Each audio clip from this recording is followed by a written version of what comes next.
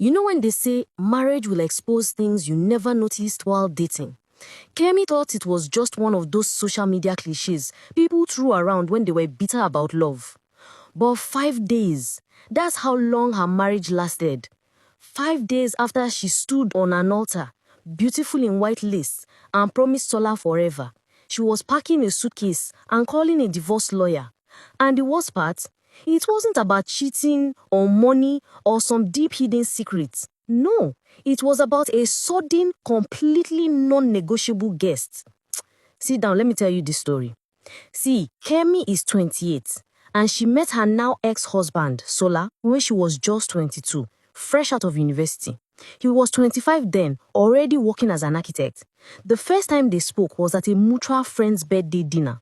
He wasn't the loudest guy in the room, but he had this quiet confidence, like someone who knew exactly where he was going in life. Kemi sometimes remembers sipping her cocktail when he casually asked her, "So, what do you want out of life?" Not what do you do or what's your favorite color, but what do you want out of life? Nobody had ever asked her that before.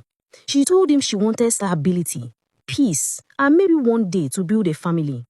He smiled and said, "Same, that's all I've ever wanted to." Looking back now, she laughs bitterly at that conversation because the family Sola had in mind was not the same as hers. They dated for 6 years before marriage. 6 whole years. People even joked that they were a common law husband and wife.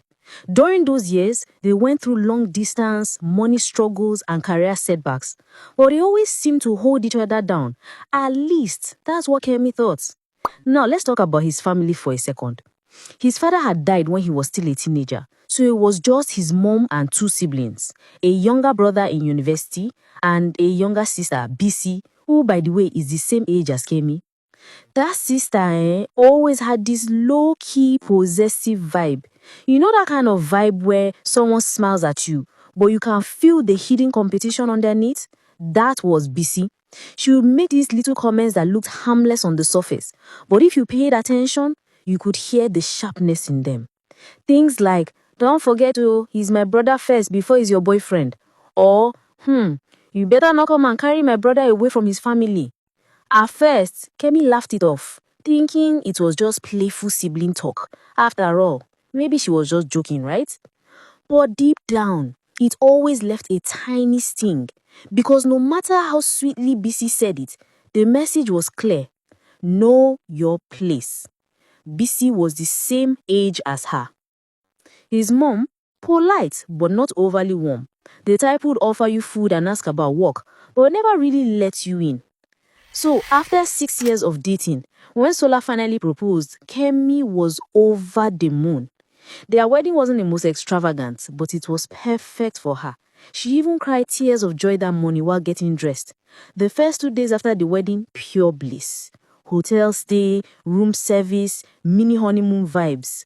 On the 3rd day, they moved into their new apartment together. Kemi decorated it with little touches to make it feel like their home.